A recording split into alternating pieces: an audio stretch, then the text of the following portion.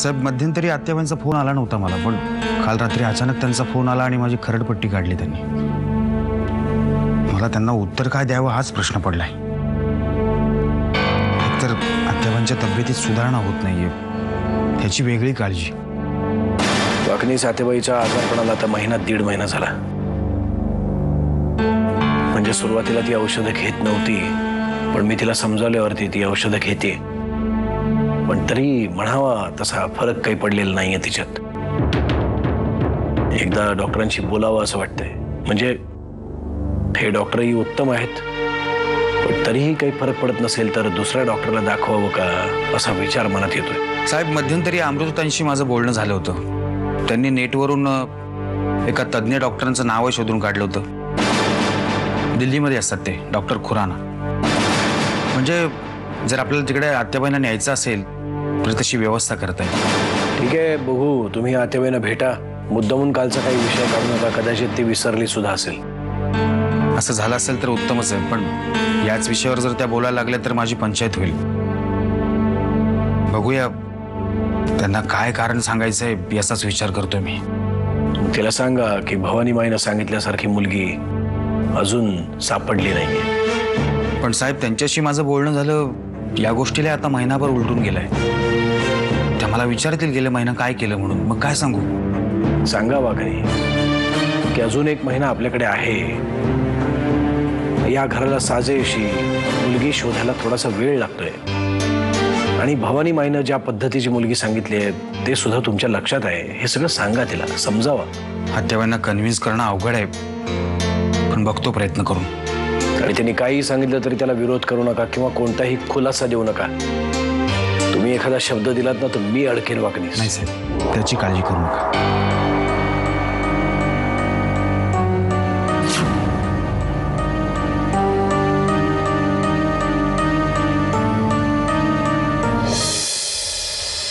सुगंधा, या आनंदात आले आहेत म्हणजे नक्की कुणाचं तरी काहीतरी वाईट करून आले असणार.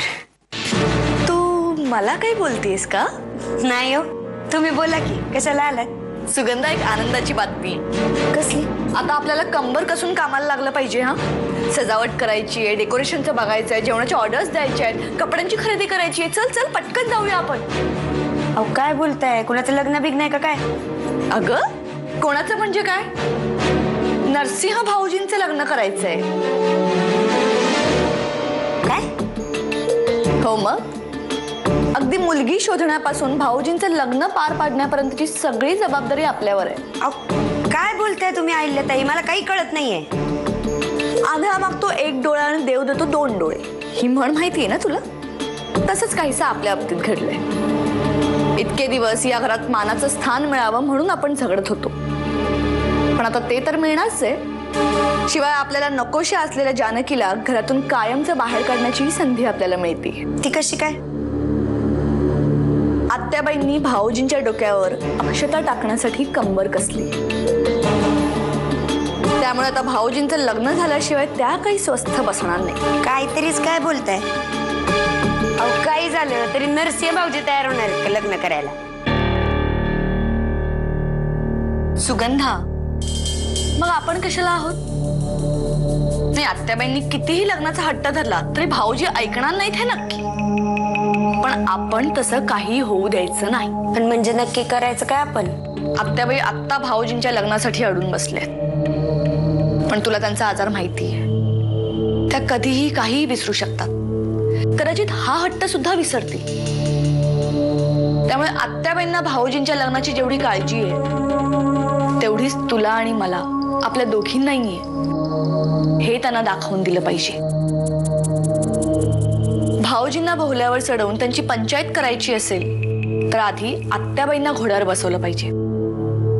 आणि ते काम तू करायचं. हा नाही बाबा, मी नाही जात त्यांच्याकडे. मी गेले की वसकतात त्या अंगावर. अहो पण तुम्ही गेलेलं पण चालतंय की.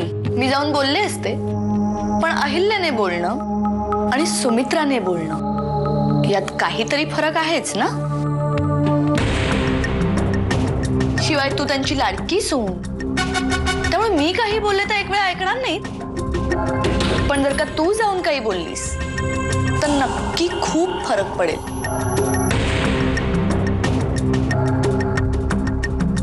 आत्याबाई. अगं सुमित्रा, ये ये ये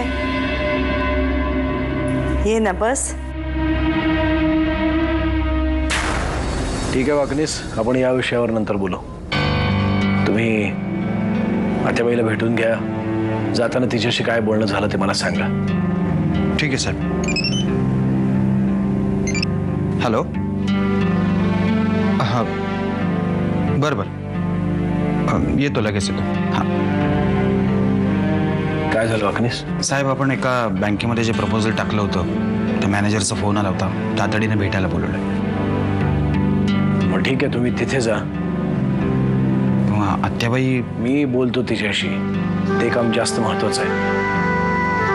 ठीक आहे, येतो मी.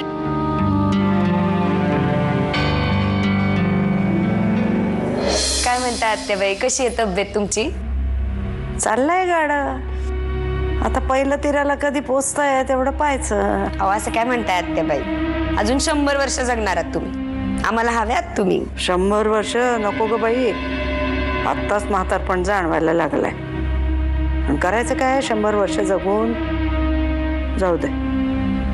परशू कसा आहे? मुक्काम कुठं आहे सध्या?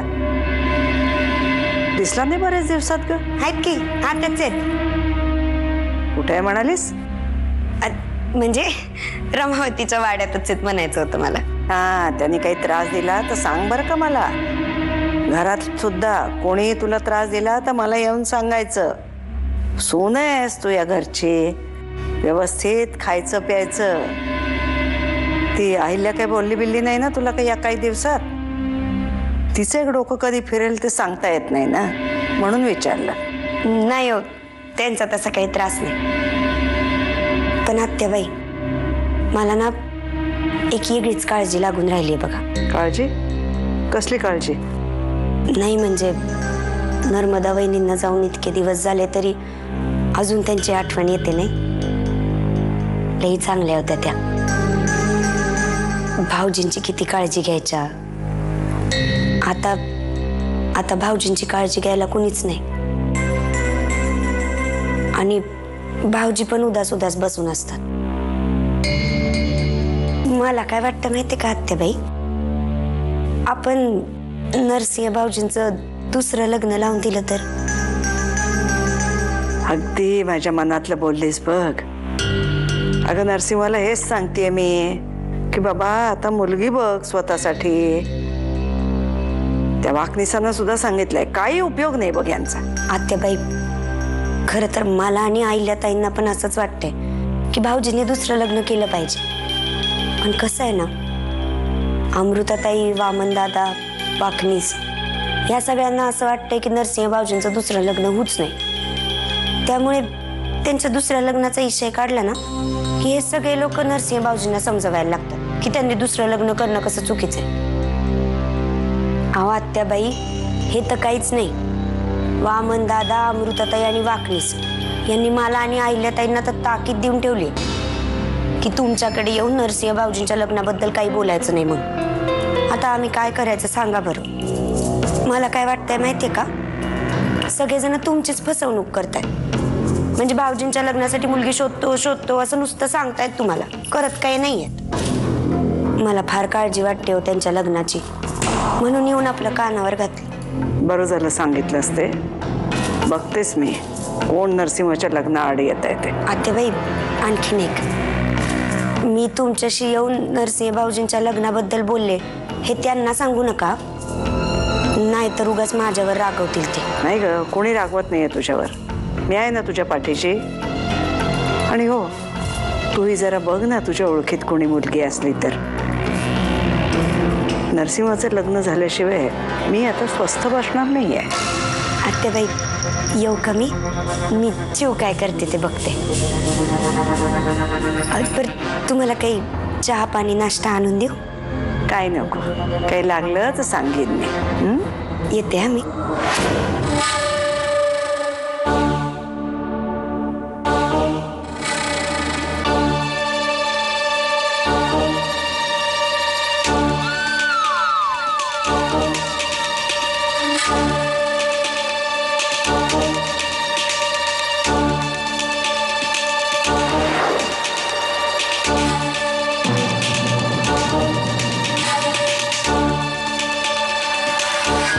हा,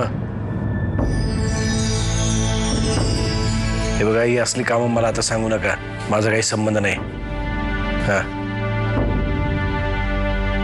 अहो कामात आहात? बोल. आत्याबाईंची खूप काळजी वाटतेय मला. काय झालं, परत काही त्रास झाला का? नाही, त्रास नाही होते, पण बहुतेक त्या गेले अनेक दिवस औषधच घेत नाहीयेत. आता रामू दादा आले होते, त्यांनी मला दाखवलं आत्याबाईंच्या कॉट खाली सगळ्या गोळ्या सापडल्या. इतके दिवस मी त्यांना गोळ्या फक्त नेऊन देत होते. त्या मला म्हणायच्या की तू जा, मी औषधं घेईन, पण बहुतेक त्या गोळ्या त्या फेकून देत आहेत, त्यांनी घेतल्याच नाहीये.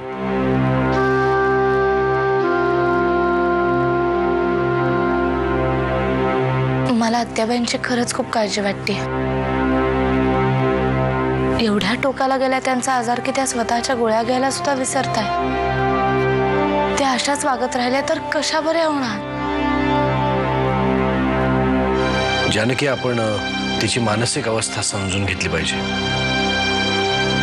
तिला अल्झायमर झालाय. या आजारामध्ये जवळच्या माणसांचा, जवळच्या नातेवाईकांचा सुद्धा विसर पडतो. तर तिथे तिला औषधं लक्षात नाही राहिली, हे काही फार नवीन नाहीये. मी तिला मागे समजावलं होतं, पण तिला कुठला आजार झालाय हे मला सांगणं शक्य नव्हतं. म्हणून मी तिला असं सांगितलं होतं की हिमोग्लोबिन कमी झालंय, कॅल्शियम कमी झालंय आणि त्याचीच औषधं आहेत. त्यामुळे तिला औषधांचा सिरियसनेस सुद्धा कळला नसेल. पण मी आता पुन्हा समजावतो तिला. मी पण त्यांना सांगायला गेले होते औषधं घ्या म्हणून, पण त्या खूप चिडल्या. मला म्हणाल्या हे मला सांगायची गरज नाहीये. बहुतेक त्यांना मी सांगितलेलं आवडलं नसावं, त्यामुळे म्हणते तुम्हीच त्यांना समजावा. ठीक आहे, मी समजावतो तिला.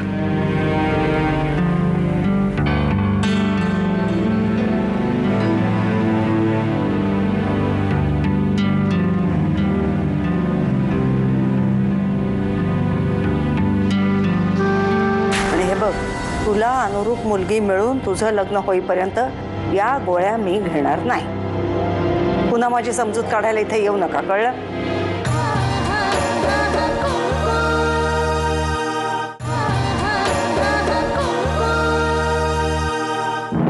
काय ते बाई,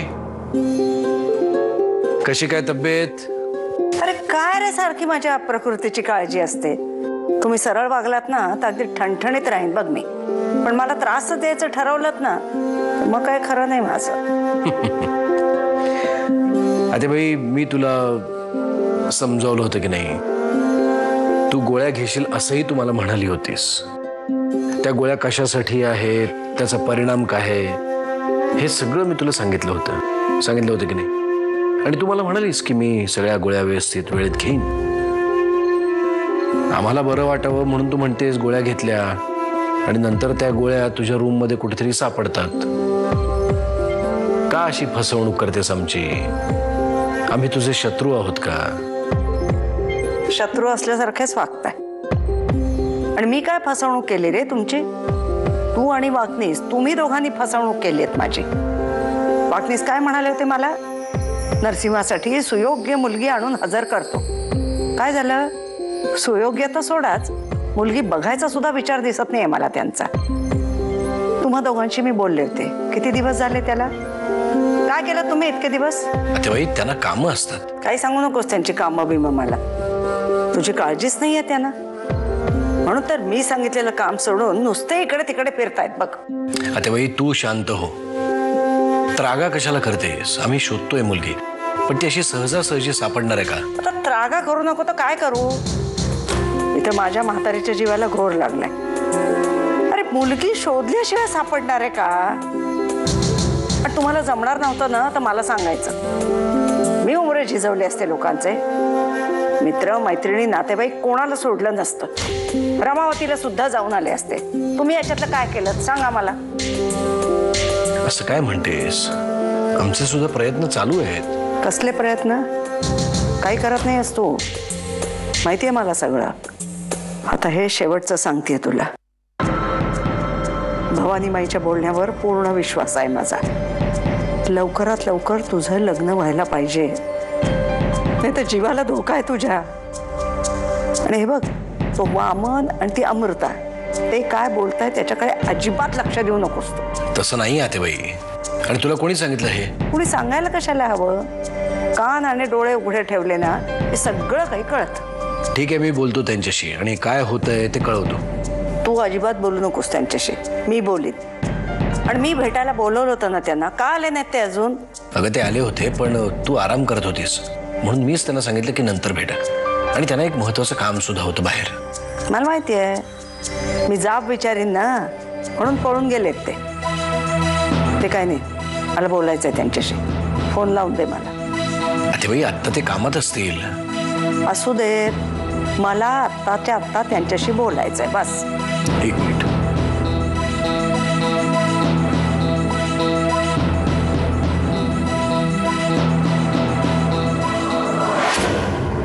हा साहेब. हा हॅलो. काय चाललंय वाकनीस? कुठे आहात तुम्ही? तुम्हाला मी काय सांगितलं होतं, मला भेटून जा. फक्त नरसिंहाला भेटून बाहेर पडलात तुम्ही? लग्नाबद्दल मी विचारेन म्हणून भीती वाटली ना तुम्हाला? अहो पण माझं ऐकून तर घ्या तुम्ही. वाकनीस, तुम्हाला नरसिंहासाठी मुलगी शोधायला सांगितलं होतं मी. काय केलं तुम्ही आतापर्यंत? हॅलो. भवानी माईनी काय भाकीत केलं ते माहितीये ना? 3 महिन्याच्या आत लग्न झालं नाही तर नरसिंहाच्या जीवाला धोका आहे असं म्हणाली ती. उद्या त्याला काही झालं तर तुम्हाला जबाबदार धरेन मी.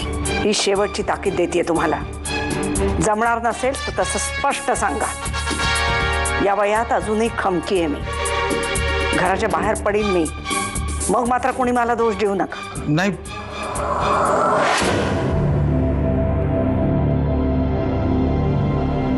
आतेबाई तू काळजी करू नको, आम्ही करतो काहीतरी. काहीतरी नको, मुलगी शोधायचं काम करा.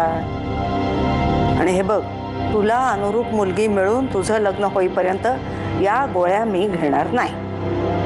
पुन्हा माझी समजूत काढायला इथे येऊ नका, कळलं? हो, येतो.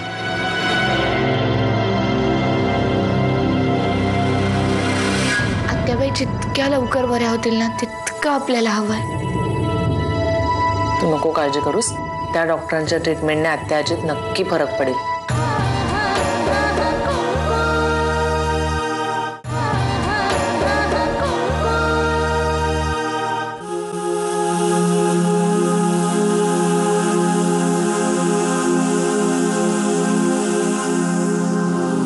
काय ग, कसला विचार करतेस? काय नाही ग, आलीस तू? काय ग, गण्या कुठे आहे? हा, दिवाळीच्या सुट्टीच्या नावाखाली रमावतीला जो गेलाय यायचं नावच काढत नाहीये. कधी येतोय? नाही, केला होता मी त्याला फोन, सांगितलंय आता यायला. अगं 1-2 दिवसात शाळा सुरू होईल, आता यायलाच पाहिजे ना.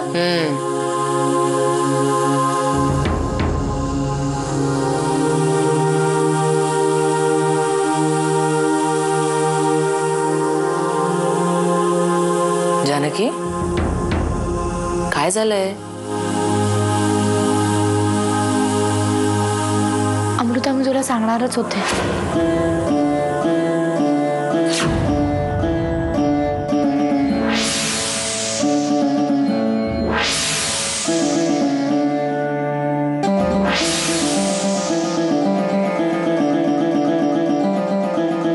काय दाखवून घरात ठेवली तुला? डोक्यावरच बसलीस की तू? चालती हो इथून. आणि पुन्हा बजावून सांगते तुला, गोळ्या घ्या गोळ्या घ्या म्हणून माझ्या मागे लागायचं नाही.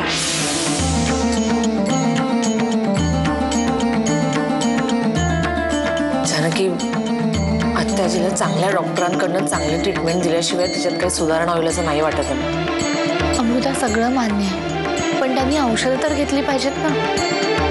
ते औषधच घेणार नसेल तर कुठला डॉक्टर काय करू शकणार आहे? तेही झालंच. अगं हो, मी बोलले का तुला? दिल्लीला एक खूप फेमस डॉक्टर आहेत, डॉक्टर खुराना म्हणून. मी वाकनीस काकांकडनं त्यांचा नंबर सुद्धा घेतलाय, पण सध्या ते इथे नाही आहेत. मी एक काम करते, मी आज त्यांना फोन करून बघते. जर ते आले असले आणि त्यांची अपॉइंटमेंट मिळाली तर आपण लवकरात लवकर आत्याजीला दिल्लीला घेऊन जाऊया. खरंच असं करूया. आत्याबाई जितक्या लवकर बऱ्या होतील ना तितकं आपल्याला हवंय. तू नको काळजी करूस. त्या डॉक्टरांच्या ट्रीटमेंटने आत्याजीत नक्की फरक पडेल. बरं तू दमली असशील ना, तू आवरून घे, मी तुझ्यासाठी चहा आणते. बरं जानकी, अगं एक विचारायचं राहून गेलं, ती सुगंधाचं काय झालं आता? म्हणजे सही करणार होती ना ती, मग आता काय, कुठे अडलंय? तिने अट घातली आता. तिला जर का या घरात राहू दिलं तरच ती सही करणार आहे आणि तसं तिला स्टॅम्प पेपरवर लिहून हवंय.